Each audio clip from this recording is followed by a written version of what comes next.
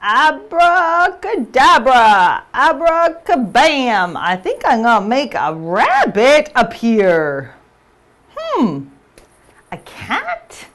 Welcome to Sean Live TV. Love the life you have.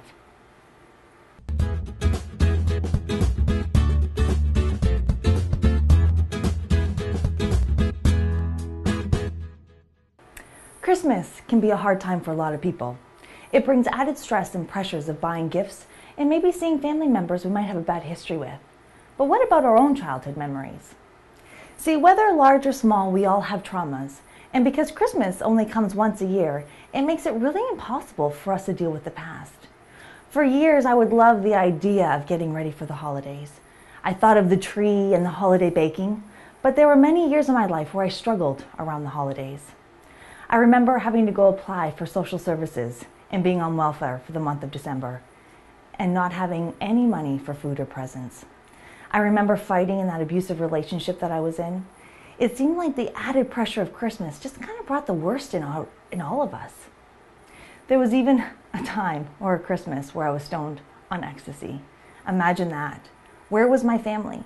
25,000 kilometers away, and I had no money for a flight home. Christmas is a time where we should celebrate the meaning of joy, laughter, and peace.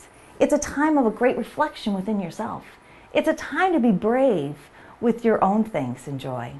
I realized over the years that Christmas is about believing in the magic, whatever that magic means to you. For one day out of the year, children around the world light up in hopes of seeing Santa.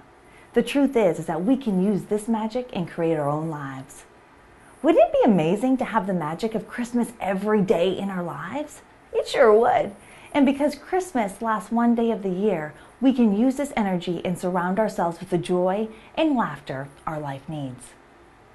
This week's power word is promise. And our power phrase, a promise is a lasting energy that brings life to our magic. Our challenge this week is to believe in magic. Whatever that magic means to you, allow that inner child to have some fun and believe that all things are possible. Thanks so much for watching Sean Live TV, and make sure you stick around for a special episode, for a special Q&A as we talk to one of our beautiful success transformations for the Ticket to Change. Remember, love the life that you have.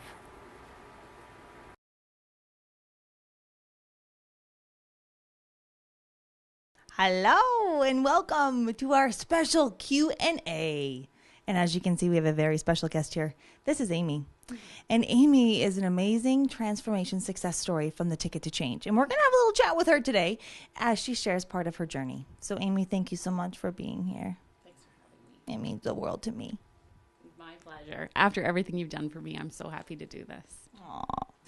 So can you maybe just take me back to where you were within your life before I met you?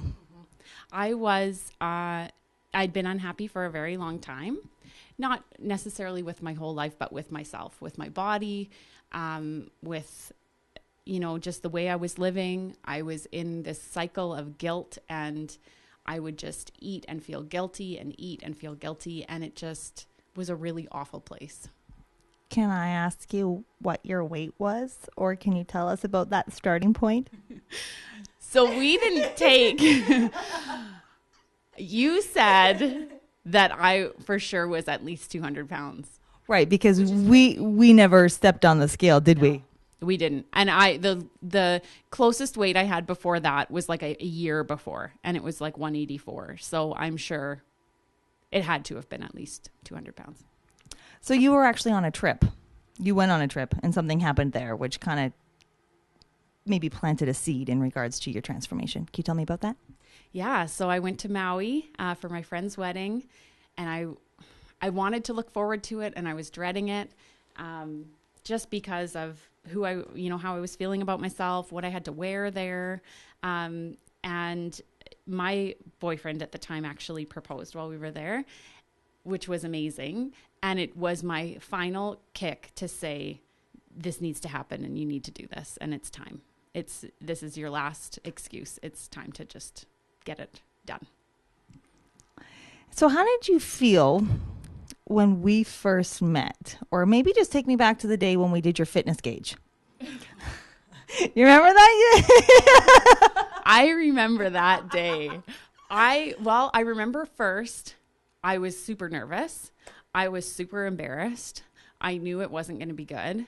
I wanted to try and make sure that we were done before Ryan got home because I didn't want him to see, how out of shape I was and how crazy it was. I mean, it was fun though. Like, you were so good. You weren't judgmental at all. Like, it was when I had to go to the wall for push-ups because I couldn't even do them on the counter. Like, that was a moment for me where it was like, oh my gosh, yeah. So just for the viewers, what the fitness gauge is basically, it's just a little test that you put your body through in regards to where your physical strength is. So we test the upper body, the core, your cardio, and your lower body.